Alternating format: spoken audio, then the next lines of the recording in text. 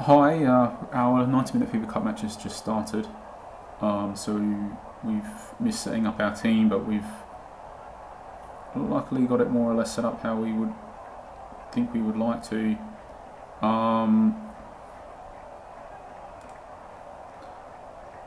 Just going to pause it and take stock because he's outplaying us a bit, but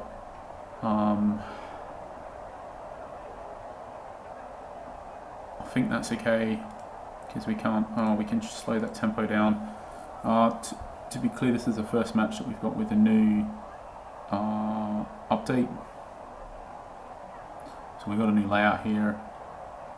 We prefer, because these now you've got to undo apply down here after your changes. We prefer to put the instructions slider right next to it just to make sort of that ease of access. It's just quick to do it and click apply.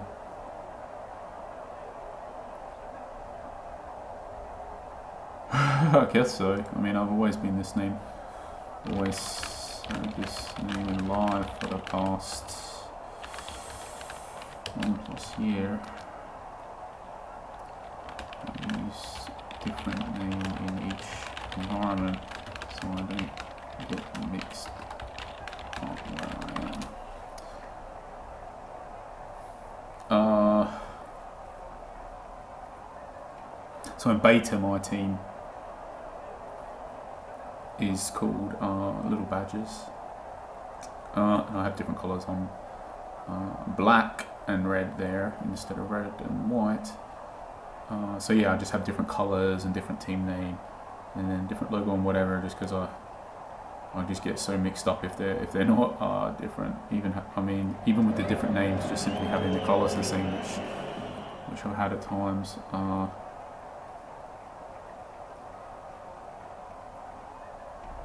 Yeah, honestly, I just get confused as anything.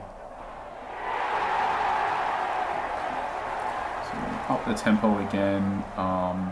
We've had a lot more shots. We're pretty unlucky to be losing, so I think we're on the right track. We're losing, but we're on the right track. Yeah, we have indeed.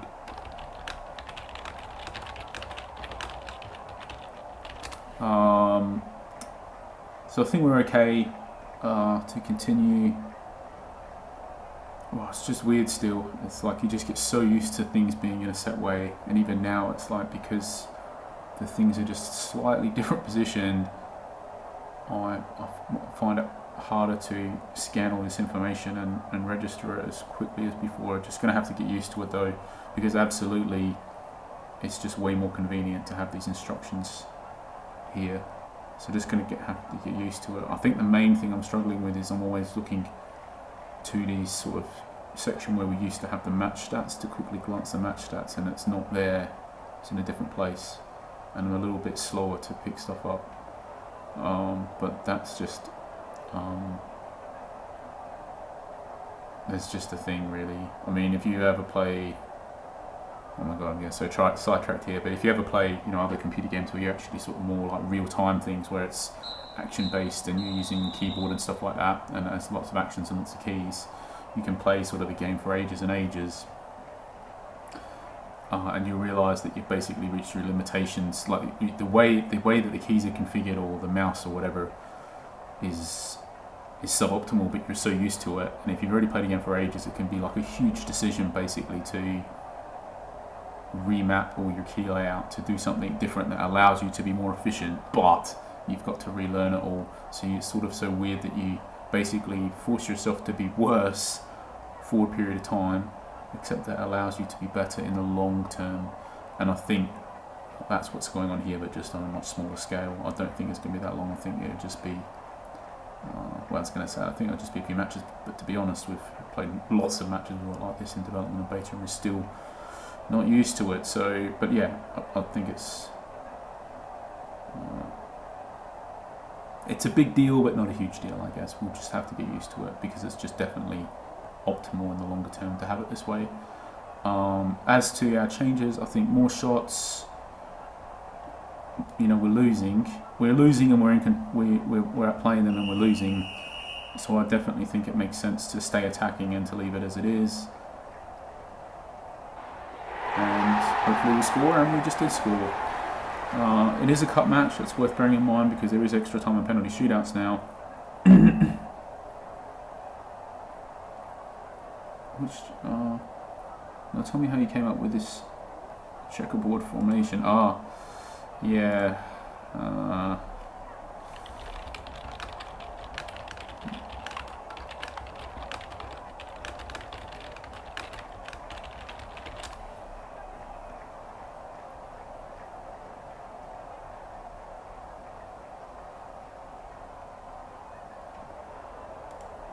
And I mean, I don't need to go on a big tangent, but the other big thing is that it's somewhat adaptable here.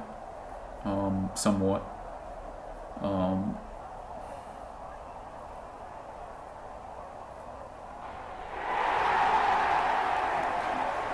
So I think now we've got this big choice because we're kind of dominating the map, so still we keep going at it. And I think we do to some degree, because even if we get unlucky, I think we can slow the tempo down, but I think even if we get unlucky and he does score, we still got extra time and penalties, and he's used 2 subs up, he's got to play with a knock still, and we got 3 subs, so we've definitely got more in the tank, and he's just had to play us off, so I think he's sinking here. So it does change the dynamic though, having extra time and penalties, because before you sort of could use 2 subs up and then leave your third one near the end, and you weren't exposing yourself with a huge risk. But now, if you use your whole 3 subs up now, and then he scores into the match minute, and then it gets to the end of time, and then we're going into extra time, and then we might get a player injured. So you definitely, if there's any chance they can get a draw, you seriously need to think about using all 3 of your subs up.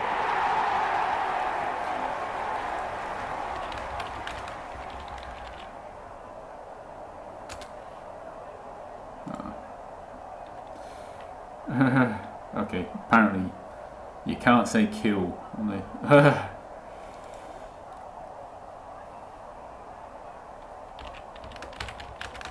Can you say game changer? I presume you can say that.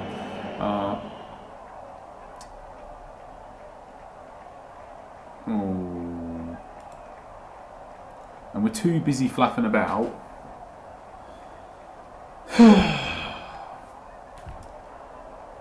Too busy flapping about. And we got this knock, and red card, goal, 3-1 up, it's over. We've got aggressive tackling still set. So stupid. Completely stupid. Just be thankful it's not a knock and not an injury, because we so deserve to get an injury to our best player. Because that was so stupid. Alright, so now I think we... I mean, how much do we have to think about closing this match out? I think we can just...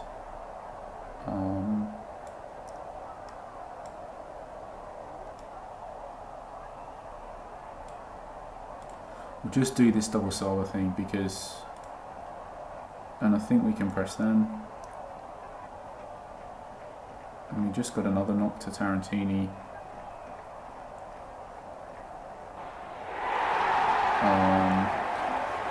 But I think that's okay.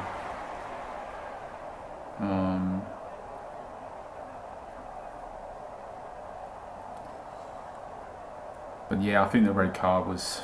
I mean, we're outplaying him or whatever, but the match was kind of in the balance. But the red card just finished it off. He's just not going to get a goal, so I think we can get off Tinkler now as well.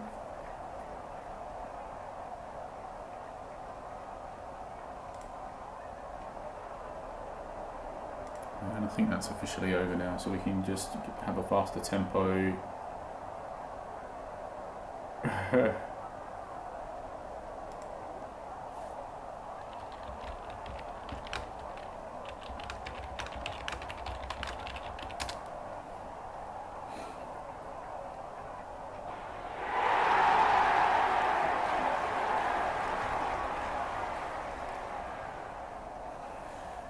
So,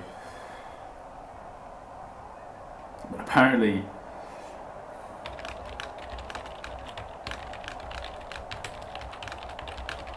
yeah, it was in the. I think it was. I mean, we're definitely, I say we're winning and we're outplaying him, but at the end of the day, as long as there's only one goal in it, you're always in it, no matter anything else. And I think that was definitely the case.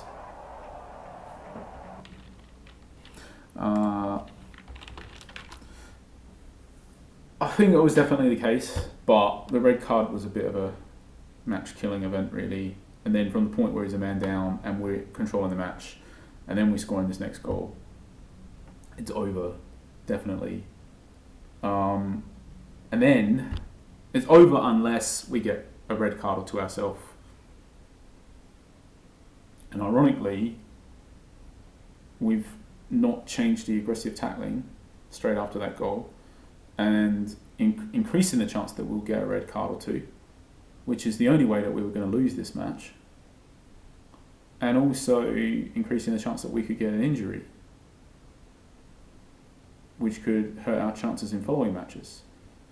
So it was a massive mistake, and how long we would have continued to waffle and not worked it out, who only knows.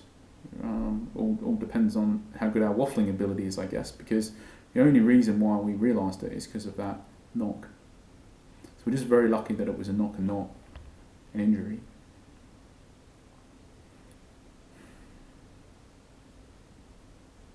Outside of that, though, I think we made good choices.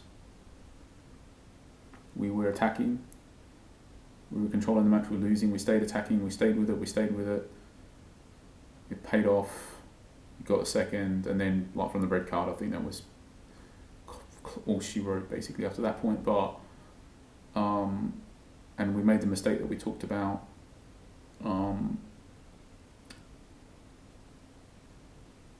We did a double sub. The reason why Pires isn't one of our better players, but we brought Lee on because he's a better defensive player. So if for whatever reason we needed, we just didn't want to concede any goals, I guess. At that point, because at that point we were 3-1 up. So obviously, if they pull one back, then it's 3-2. Then there's only a goal separating. Anything could happen. So it was the thought process behind that was that it's probably over at that point, but it's not guaranteed, 100% guaranteed that we had won at that point. I don't think. So, and then ironically, the very next minute we got a knock after doing that double sub. So then we've just had to hold on to our last sub until it was kind of officially over, which I think was sort of after this goal. So it was a bit of a delay. We could have done that sub straight after that goal, and we probably should have. So that was a slight mistake. But the big one really was that they got a red, we got the goal. Clearly it was over. We left the aggressive tackling on. Could have got a red card, which was the only way that we were probably going to lose this match, and we could have got an injury, which would have hurt us in future matches. So I think all in all, couple mistakes, but we were the better team. And again, I think we made some good managerial decisions, I think, up until the point where we had won the match anyway. So from that point, it was really just sort of stupidity that was hurting us a bit for potentially future matches. And we got 2 knocks in our next match, so it's going to hurt that a bit. So I think just could be worse though. The injury is a much bigger deal, to be honest. The knocks we can navigate around easier, but it all makes a difference. But overall, decision's all right. Just a stupid mistake, really, which made it should have been a really clean victory, and instead we've got a slight blemish on it, I think, basically. So anyway, cheers, thanks for watching, and I guess we'll catch you for the next match. I'm not sure if there's anything else. Well, I guess we can just cover maybe quickly some of the changes. So to be clear, we've moved the instructions widget down here because you've got to now click apply or undo after any change that you make. So having it right next, the button right next to the instruction sliders is for convenience. The match stats, it just lays out better if they're here. So for us, it's just a case of getting naturally used to looking there for them. which we're not. The P is who's taking your penalties. You can now assign it to who you want. So we picked Arellano. And these little white cards with a cross are ticking off. So these are basically warnings. So if a player has a cross, he's more likely, if he fouls again, to pick up a card. So basically, if you got one of your players and he's got a yellow card and a cross, that is a pretty good sign that you'd probably really seriously want to consider subbing him off, because he's just on the brink basically of getting a red card. And yeah, if you just want to avoid people getting pointless yellow cards which accumulate over the course of the season, you can sub them off when they've got warnings as well. So I think that covers that about. So cheers, thanks for watching, and catch you for the next match.